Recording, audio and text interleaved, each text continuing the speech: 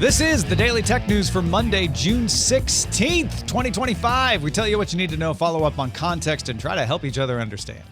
Today, Andy Beach reads between the lines of that Vulture report about Hollywood's secret AI shame and an electric vehicle battery that can charge in 18 seconds. I wish I could charge that fast. I'm Tom Merritt. And I'm Robb Dunewood. Let's start with what you need to know with the big story. This story's getting a second wind, likely because we're out of the shadow of WWDC. You might have seen it around June 2nd, but UK motorsports company RML Group received what's called Conformity of Production certification on June 2nd to begin mass production of its energy-dense Varivolt battery, spelled V-A-R-E-V-O-L-T. Like, EV, so you can highlight the EV. The battery can charge and discharge very fast.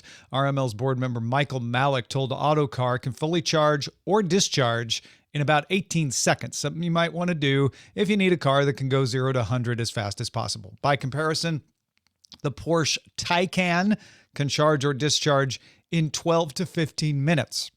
So this is a big step up.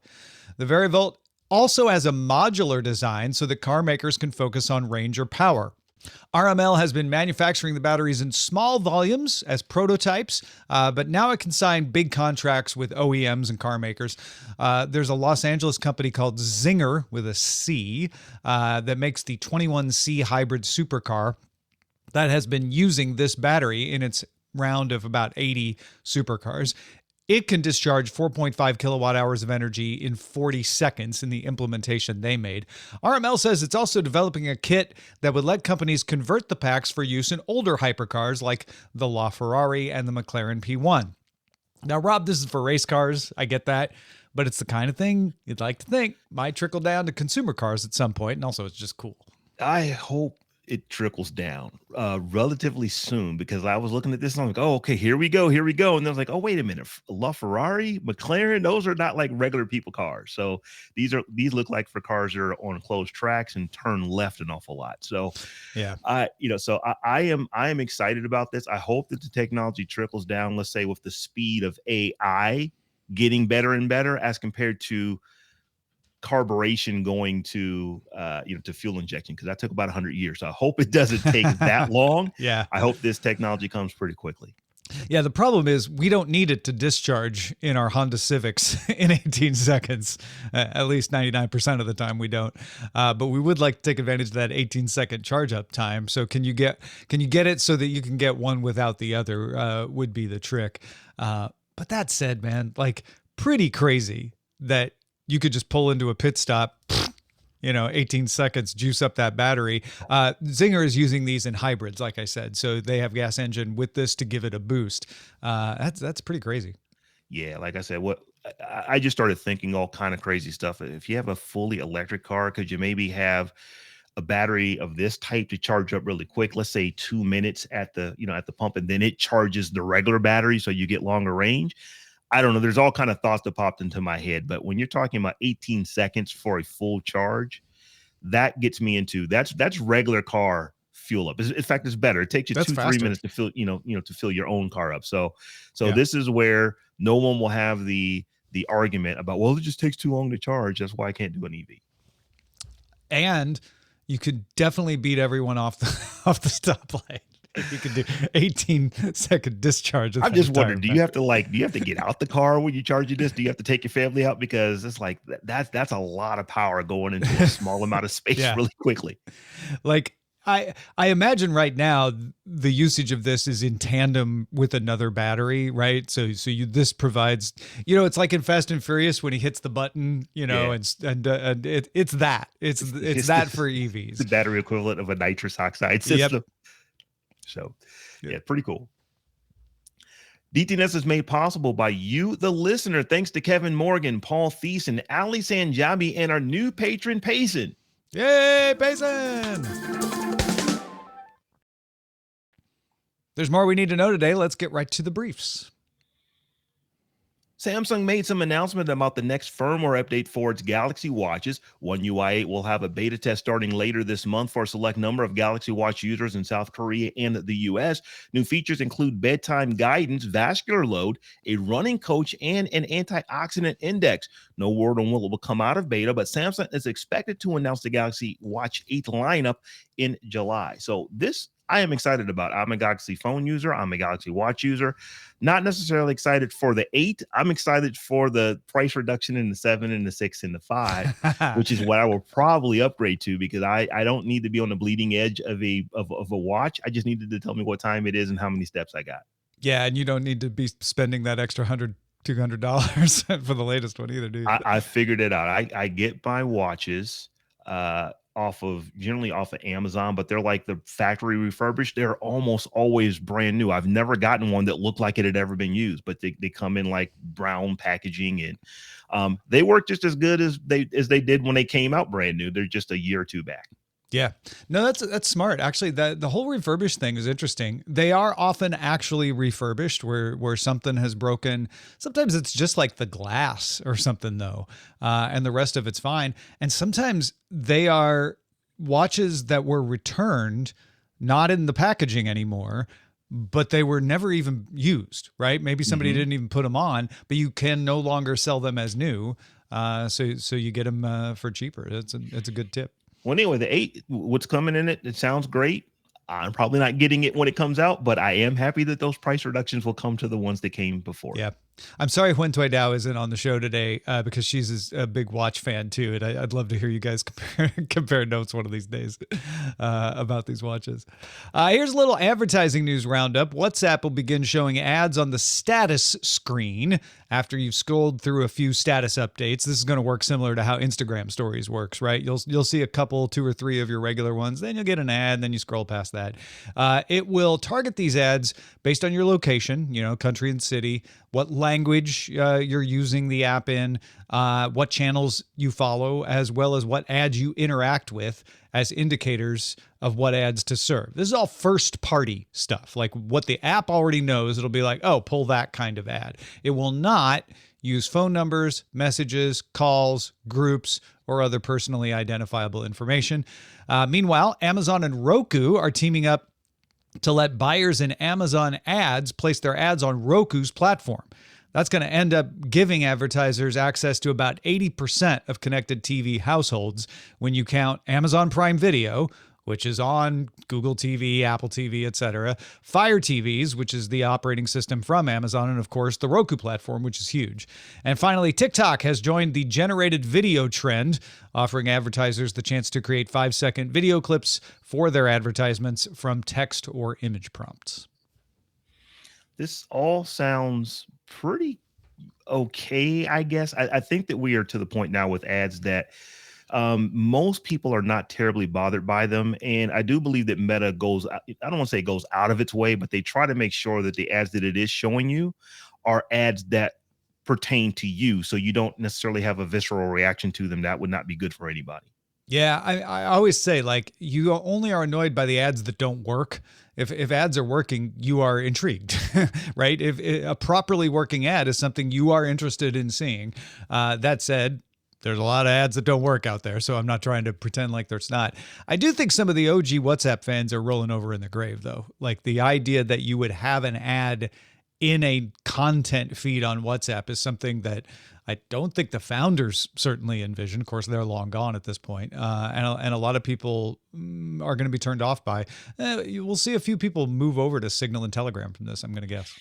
Yeah. Now, as far as TikTok is concerned, with the generation trend of just generated ads from a prompt, I think that the ad business is changing in real time in front of our eyes. And I think a small percentage of people are absolutely up in arms about it. I think most folks aren't going to care, which is exactly why they're doing it. Yeah, no, and this is a tool that every advertiser is going to try.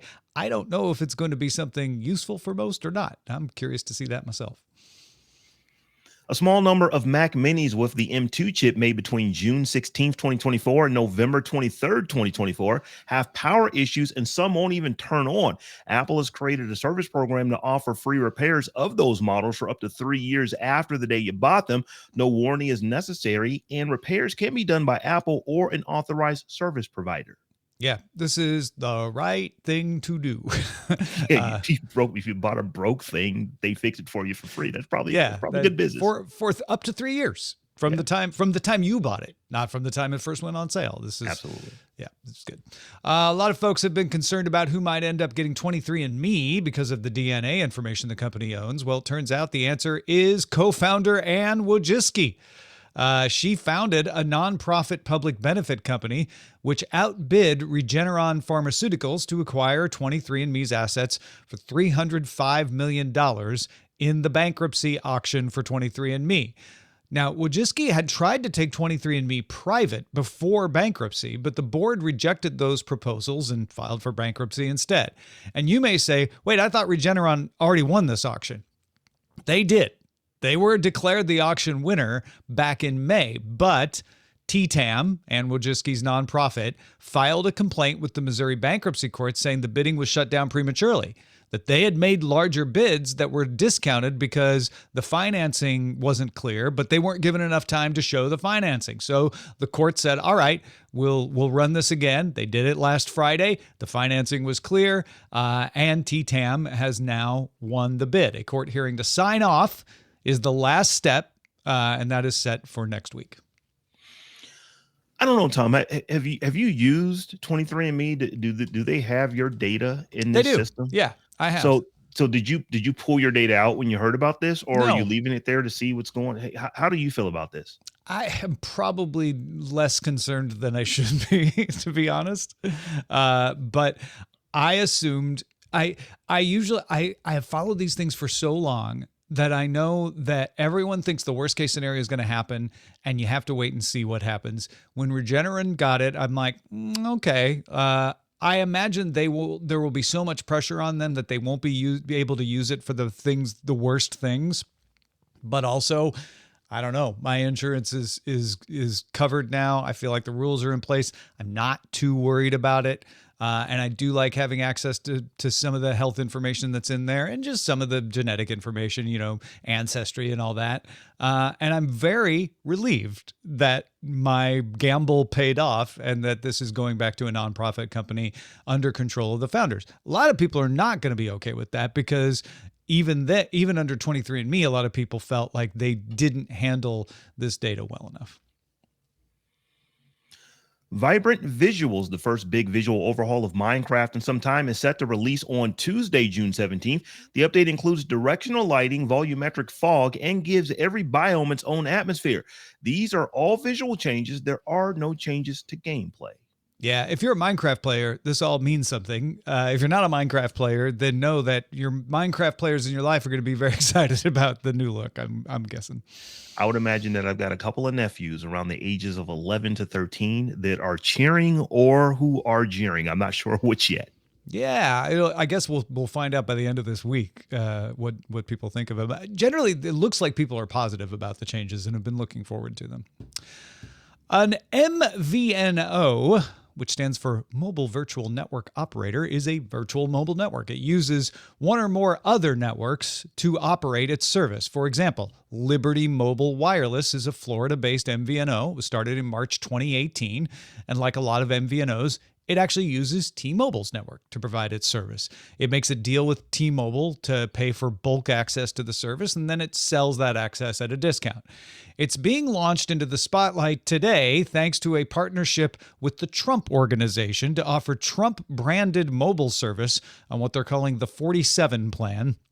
He's the 47th president, for $47.45 a month, including a $499 phone called the T1 that comes in, of course, gold.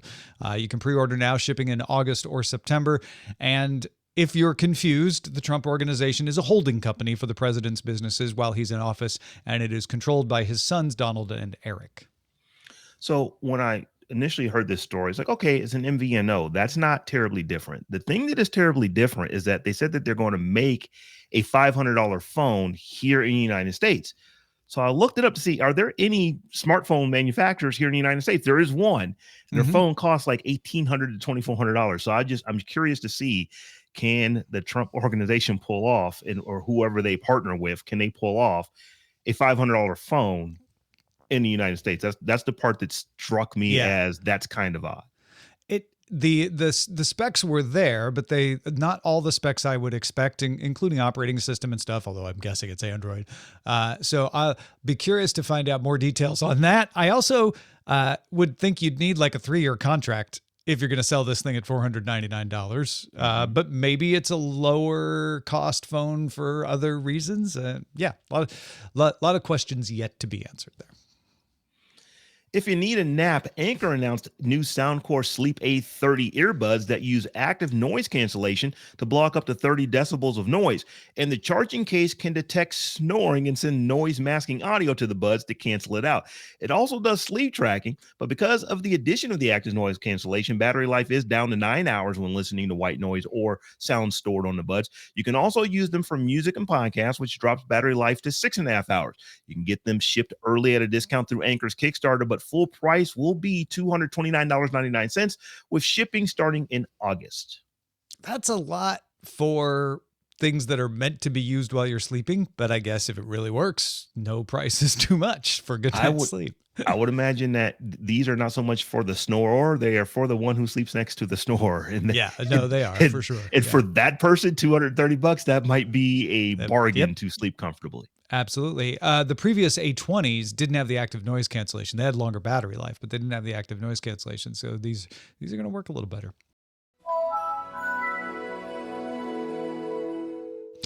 This next one's pretty amusing. A dev channel build of Windows 11 released on Friday accidentally included the Windows Vista startup sound instead of the Windows 11 startup sound. Microsoft noticed, kind of tried to play it off at first like it was intentional, and then admitted like, no, it was a bug.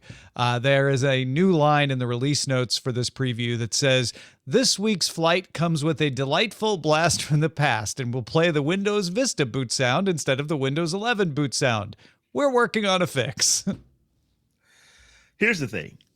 Even though they didn't do this on purpose, they should have just left it. That is so cool for folks who are old enough to have known what that sounded like. I would have preferred to actually keep it that way. So I feel like somebody did it on purpose, right? Some engineer inside of Microsoft knew this was there and left it there or put it there. A lot of people are putting forth the conspiracy theory that since liquid glass, Apple's new visual metaphor, looks a lot like Vista, maybe Microsoft was tweaking them by doing that. But it sounds more like it was just a mistake, and Microsoft tried to be like, oh, that's fun, right? We're going to fix that. Yeah, it was probably not put there on accident. It was left there on accident. They probably meant to take it out before the action. Yeah, that tracks, definitely. The state of New York added a requirement to its layoff reporting rules in March that people have just started to notice. The Worker Adjustment and Retraining Notification, or WARN system, is used to make sure employees affected by plant closures and large layoffs get ample warning and information 90 days ahead of time. The change in March adds a checkbox to the other requirements to indicate if technological innovation or automation was the reason for the job losses. If checked, a follow-up asks to specify which technologies. Nobody has used the checkbox yet.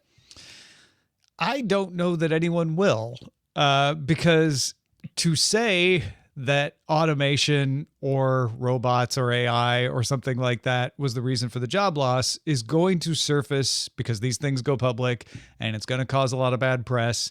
And every layoff or plant closure, or what qualifies as a plant closure, has lots of reasons. So you can plausibly say like it was economic and not have to get all the bad press.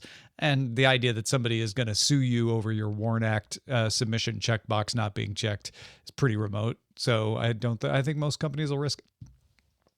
Yeah, I think you're absolutely right. They wouldn't intentionally check it. They might actually talk about it in the meeting and say, this is why we're letting folks go, but they don't want to actually put that in print or in a digital format that is basically it's logged. Now, this is the reason why you've done this. So I would expect that they probably won't. The only company that'll do that is one that is making its name on AI, right? Like they want that kind of bad press because they're like, we're the future or something like that. And I think those will be rare. Kind of like Shopify did a month or so ago. Little bit. Yeah. And maybe that didn't go as well as Shopify expected it to. Those are the essentials for today. Let's dive a little deeper.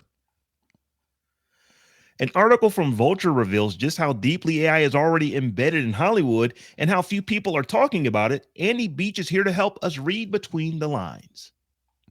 Andy, thanks for joining us. Don't tell anyone you're here. Hi, Tom. I won't. Don't worry. I have heard so many stories over the past few weeks from various friends in various parts of the world about what generally is described as some kind of dirty little secret regarding the use of generative models, large language models, mid-journey type models in Hollywood, while Hollywood is protesting that they're not using these models or they don't want people to use these models. What was your take on this Vulture expose? Yeah, so this was an article Leela Shapiro put out, and I found it fascinating. I actually also wrote about it on my Substack. But what she called out in a number of different conversations with people in the industry, who many of whom stayed anonymous, was that generative AI was already here in Hollywood productions, whether it was in pitch decks or cutting trailers together or being used to create storyboards. There were people using it, but exactly as you said, people were also being ordered to very specifically keep it off the books and not talk about the fact that generative AI content was there. This reminds me of my early days at ZDTV, Tech TV, where I would figure out how to run Lotus Notes in Linux and have half of IT mad at me and the other half fascinated how I got it to work in Wine. Is that kind of the vibe here, which is people are like, well, we're not really supposed to do this. I can't acknowledge that you're doing it, but wow, that really helps. So I don't really want to stop you. I think this one is a little less tech focused and a little more compliance and legal in nature. Sure. So there are scenarios where artists are being handed a bunch of AI images and asked to clean them up, take those extra fingers off the hand so that we can use this as a storyboard. Or a writer is handed a treatment that is very clearly come out of a model and asked to rewrite it, but keep the concepts similar.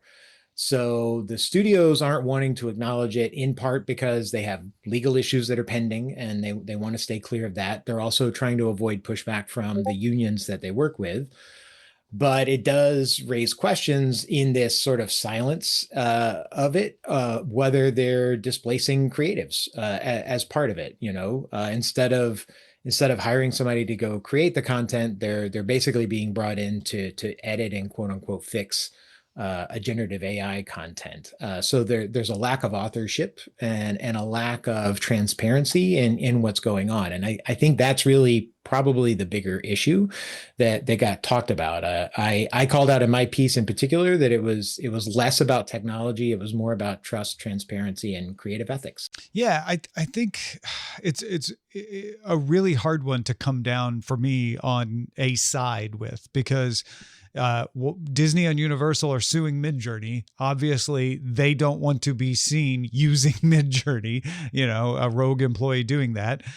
You also have union members out there picketing. We just got the voice actors strike resolved, right. And there was hard fighting for actors and producers and the rest. And if somebody's using something off the books in a way that wasn't in the union agreement, the union doesn't want its members to be caught doing that, because that's hypocrisy too. Does it mean that these tools are too good to resist? What do you think would compel people to say, like, gosh, but I want to use it anyway?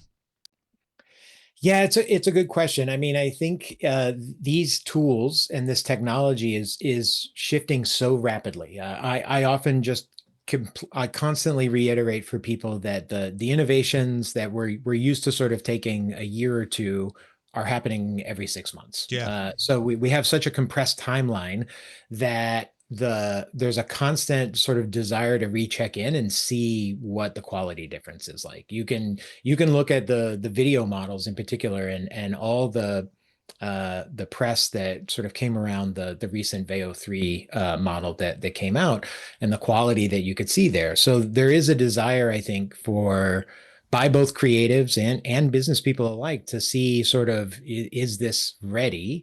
And the way you do that is often by putting it into some form of operation. And if you don't have a sort of a dedicated sandbox, a dedicated R&D place for that to happen, it's unfortunately going to leak into your production work. And if you're fighting things legally or with unions, you're going to want to try and inherently keep that quiet. But I think that's probably the wrong way to take it. I think there's a way to do it that's more transparent, and that might mean that it's slower, but that's probably for the better in the long run, both for the people and the technology companies at the end of the day. I think that's the problem, though, is it's slower in a world where people need to have faster things to have the advantage.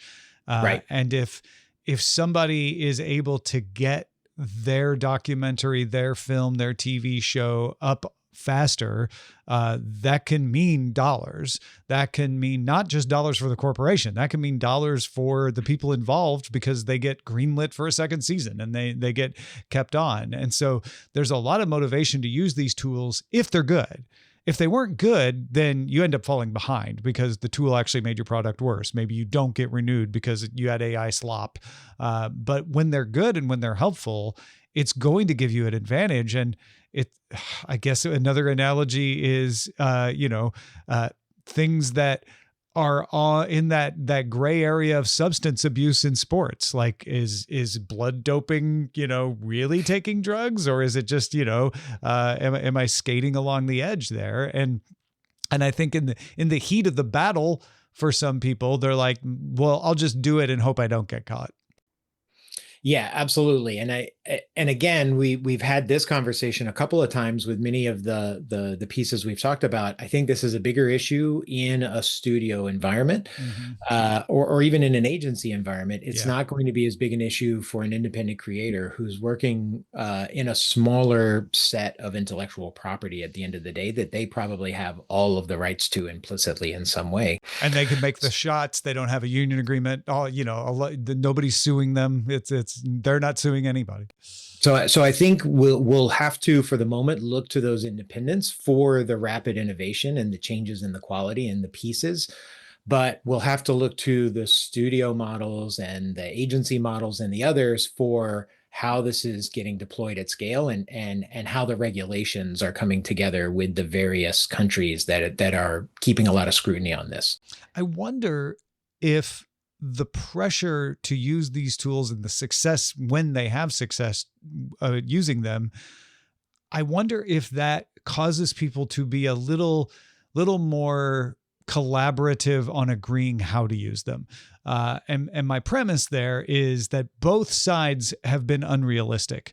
I think the labor unions on one side were being a little unrealistic about just how threatening these are to jobs. And I think the studios might be a little unrealistic about how much they can help, and how much they can increase the bottom line. And maybe if this pushes them to come to a more reasonable agreement of like, well, they really are helpful with this, and I don't feel threatened. It just makes my job easier. And like, yeah, okay, so we can give on that because we really weren't going to make billions of dollars by cutting out a whole department. And, after all. That would be the best outcome. I'm not sure that that's the outcome that's going to happen, but it does feel like that's the reality that's asserting itself here, is like, well, we all really want to use them and we don't feel as threatened, but we can't say that. I think you're 100% right. I've always said that when a studio looks at AI technology purely as an optimization option, that's effectively them weaponizing it against the creatives, because that's just a way of reducing their bottom line. The other side of the coin for AI is that technology innovation side of the things that it'll let you do that you couldn't do before. And it's a balance of those two pieces. One of my biggest arguments with the unions in the strikes and the conversations they had was that they continually pointed back at AI technology as the problem. And I would posit that really it was the AI technology business practices that were being used that was really the problem, and not the technology inherently itself. There's absolutely still issues we have around intellectual property and data privacy rights and other elements that go into it, and we do have to solve that. And it is things like regulations that are going to help us solve that. But I think they were painting the technology with a broader brushstroke when they really needed to get into the nuance of the business practice being the problem, and the remunerations that come with that as the bigger problem, just in the same way that the studios need to acknowledge that it's not just an optimization tool, it's also an innovation tool. Well, I couldn't say it better myself. I'm glad we've solved everything for Hollywood, but piece of cake. If other problems do arise in AI, I'm sure you'll be able to cover them for folks. Where should they go? So I'm writing about all of this on my Substack. It's called Engines of Change, which is enginesofchange.ai. And there's a recent piece that's literally about this Vulture article. It's called Everyone's Using AI. They're just not telling you about it. Fantastic. Thanks, Andy. Thanks, Tom. What do you want to hear us talk about on the show? One way to let us know is our subreddit. You can submit stories and vote on them there. We got lots of people submitting stories, so you can just vote on the ones they submitted or put some of your own in there. Go to reddit.com/r/Daily Tech News Show.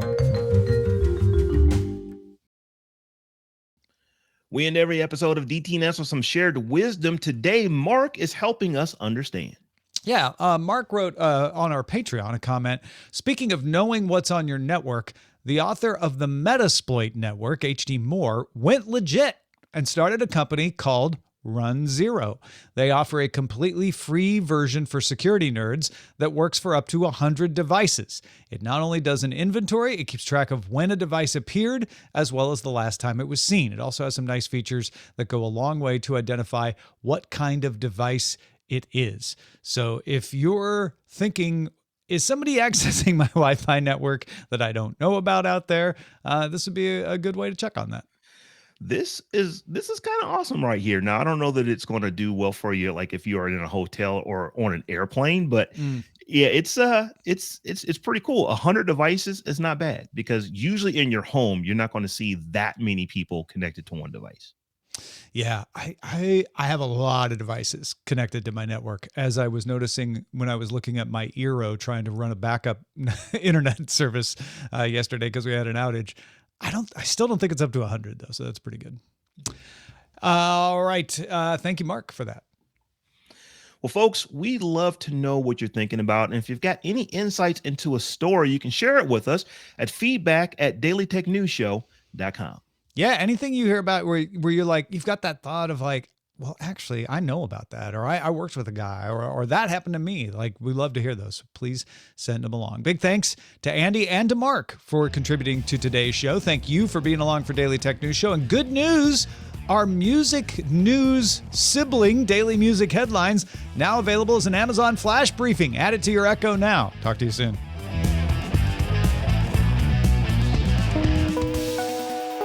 The DTNS family of podcasts, helping each other understand. Diamond Club hopes you have enjoyed this program.